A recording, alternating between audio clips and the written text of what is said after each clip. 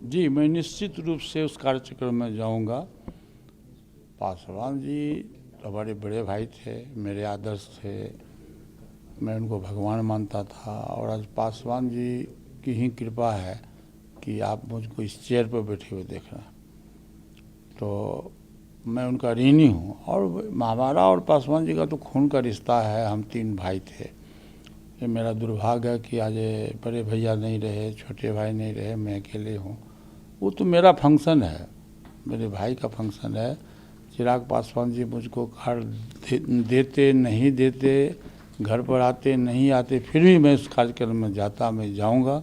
और ये अच्छी शुरुआत है कि उन्होंने आकर के मुझसे, मेरे घर पर वो आकर के मुझे उन्होंने कार्ड दिया। मैं जाऊंगा, निश्चित रूप से जाऊंगा, मैं उसमें शरीक होऊंगा।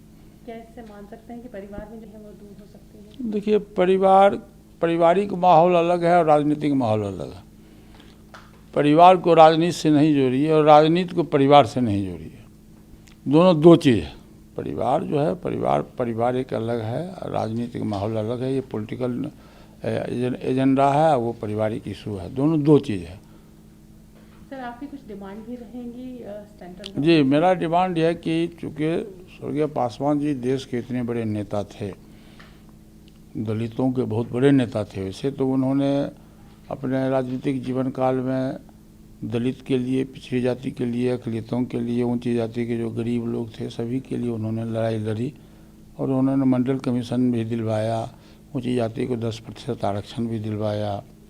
बाबा साहब भीमराव अम्बेडकर को उन्होंने सेंट्रल हॉल में मूर्ति बनवाई, 14 अप्रैल को छुट्टी दिलवाया, भारत रत्न से सम्मानित भी करवाया, जिसमें स्वर्गीय बीपी सिंह जी देश के प्रधानमंत्री थे। तो मेरा सबसे पहले तो भारत सरकार, माननीय प्रधानमंत्री जी से मैं शुरू से आग्रह कर रहा हूँ कि इतने बड़े देश के इतने बड़े नेता, दलितों के नेता थे, तो निश्चित रूप से उनको भारत रत्न की उपाधि से सम्मानित करना चाहिए। ये मेरा शुरू से ही डिमांड है।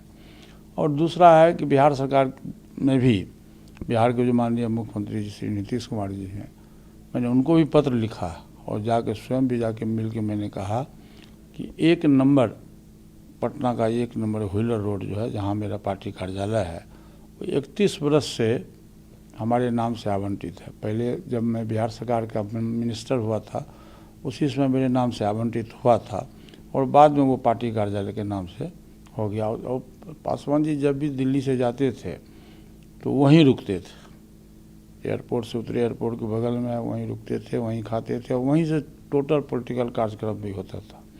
तो इसलिए माननीय मुख्यमंत्री जी से भी मेरा आग्रह है कि 1 नंबर व्हीलर रोड जो पटना पार्टी कार्यालय है, उसको स्वर्गीय पासवान जी के नाम से राष्ट्रीय स्मारक घोषित करने का मैं उनसे आग्रह करता हूँ। दूसरा मेरा डिमांड है कि 77 से लेकर 2019 तक वो हाजीपुर की सांसद रहे, पासवान जी सांसद रहे, रेल मंत्री रहे, 6 प्रधानमंत्रियों के अंडर में उन्होंने काम करने का उनको मौका मिला। और जिस विभाग के भी वो मंत्री रहे, उस विभाग को काफ़ी देश के मानचित्र पर उन्होंने लाया। और हाजीपुर की जनता के बारे में वो कहते थे कि हाजीपुर हमारी माँ है और हाजीपुर के जब तक वो जीवित रहे तब तक हाजीपुर की जनता को सेवा करते रहे। और इसलिए मेरा ये भी डिमांड है माननीय मुख्यमंत्री जी से कि हाजीपुर में, चाहे वो सर्किट हाउस के बगल में हो या समाहरणालय में हो, पासवान जी का एक आदमकद मूर्ति लगाने के लिए भी मैं माननीय मुख्यमंत्री जी से मैं आग्रह करता हूँ। फिर भी इस बार भी मैं जाकर के फिर दोबारा उनसे आग्रह करूँगा। और 8 अक्टूबर को प्रथम पुण्यतिथि है उनका, जिसको हम लोग मनाएंगे पार्टी कार्यालय में। उसमें मैं माननीय मुख्यमंत्री जी और महामहिम राज्यपाल महोदय को भी मैं निमंत्रण दूंगा, आग्रह करूंगा कि वो लोग आएँ। और उस दिन मेरा प्रयास रहेगा कि माननीय मुख्यमंत्री जी ये दोनों जो पासवान जी के नाम से स्मारक और मूर्ति का घोषणा मैं चाहूँगा कि उस दिन वो कर दें। सर, भारत रत्न के लिए पासवान जी के लिए मैं बोला ना कि मैं माननीय प्रधानमंत्री जी से शुरू में ही मैं आग्रह किया था। 8 अक्टूबर को जिस दिन पासवान जी स्वर्गवास हुए थे, उसी दिन से मेरा डिमांड है कि देश के सेकेंड अम्बेडकर माने जाने वाले पासवान जी को निश्चित रूप से मरणोपरांत उनको भारत रत्न की उपाधि से सम्मानित करना चाहिए। सर, स्मारकों की बात हुई जी, ने अपने ही बंगले में जहाँ पासवान जी रहते थे वहाँ एक बुत लगाया गया है उनके सपोर्टर द्वारा। ऐसा माना गया कि वो चाह रहे थे कि उसे स्मारक बनाया जाए। आपको लगता है दिल्ली में कहीं स्मारक बनना चाहिए पासवान जी को?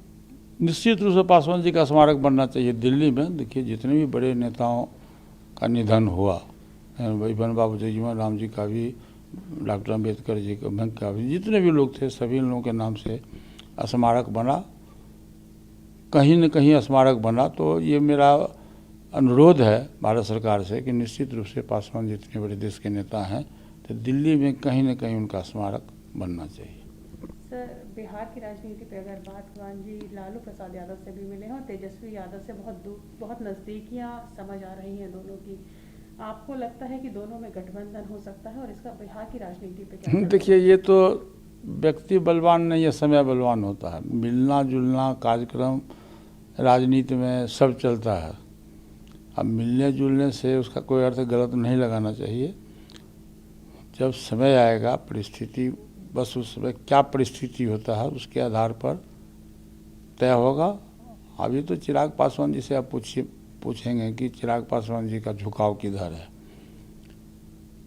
चिराग पासवान जी अभी तो वो कार्ड देने गए थे तेजस्वी जी के यहाँ या लालू जी के यहाँ कार्ड देने गए थे।